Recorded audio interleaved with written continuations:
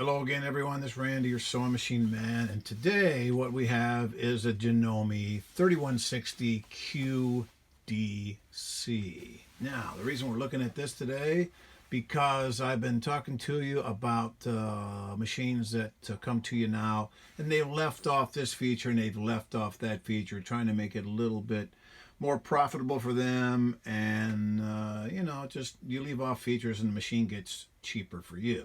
But what you like to have is features. So the reason I'm featuring this one today is because it has those things I was telling you about. It has the drop feed in the back for doing free motion quilting. It has the adjustable pressure up here on the top, for taking the pressure off in order to do the free motion, adjusting from fabric to fabric. A lot of machines have eliminated both those features. So you can't drop the feed and you can't adjust your feed bar, or your pressure bar tension rather, on top. So you have a spring in there, whatever it's set at, that's what you have. Whether you're sewing on something sheer or heavy, you have one setting. That's not good.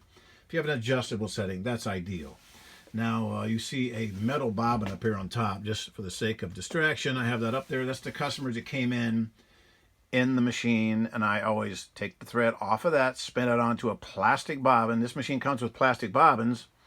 It does not come with metal bobbins. Now, it's your machine. You can do whatever you want to with it because it's your property, but if you want to have a bad stitch, you use the metal bobbins, because down underneath the bobbin case, the thing that keeps the bobbin case in place is a magnet that holds it in place.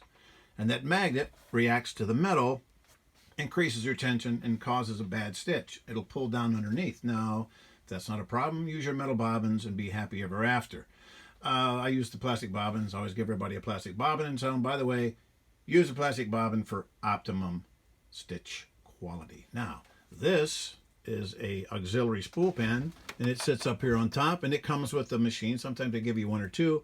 That helps you use the stand-up spools, so you can do that as opposed to the ones in the back. So that's a nice feature to have also. It's bonus. It's extra. It's something they do because they care about getting a nice machine with a lot of stuff.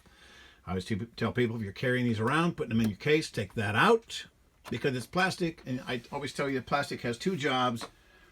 Job one, work for a little while. Job two, break. And they never disappoint. So take this out of there, put it back in your tray so you don't break it.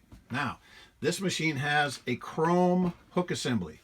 It's got a composite bobbin, because all the ones, or bobbin case rather, because all the ones with the drop-in bobbins now have that. That's state of the art. That's what we have to deal with now, but they're making them better and better, and that's okay, because it's what you're going to get. I'm not saying that this is my favorite machine. I'm not saying run out and buy this and not get a Singer 401A or not get a 158 series Kenmore, because we know those are the two best machines ever been built on the planet.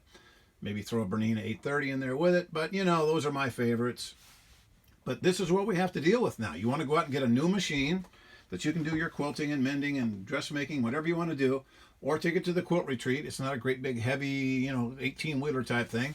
It's got a whole lot of real good all-around features for it, and I would recommend this machine for somebody who wants a good machine, a good brand. Janome, they have a dealer network. They'll stand behind you. And see, I just noticed I overlooked the start-stop button. That's another thing, too. The start-stop button means if you don't have your foot control plugged in, you can use the start-stop button with your fingers. And I just thought that was the goofiest thing in the world when it first came out. But like everything else, I'm being trained and conditioned. And now I don't mind the start-stop button, and it kind of works for me. Now, another thing too is my customers call and say my foot control went out. I'm at the quilt retreat and I don't have a foot control. I can't run my machine.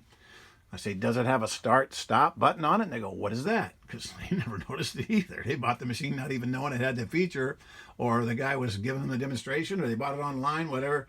I say, unplug your foot control and use your start-stop button. You unplug it, and then all you got to do, start-stop here.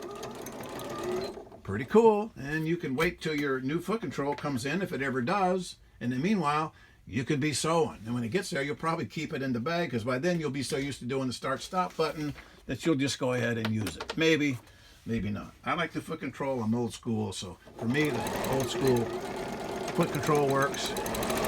But here's a good machine. I would recommend it.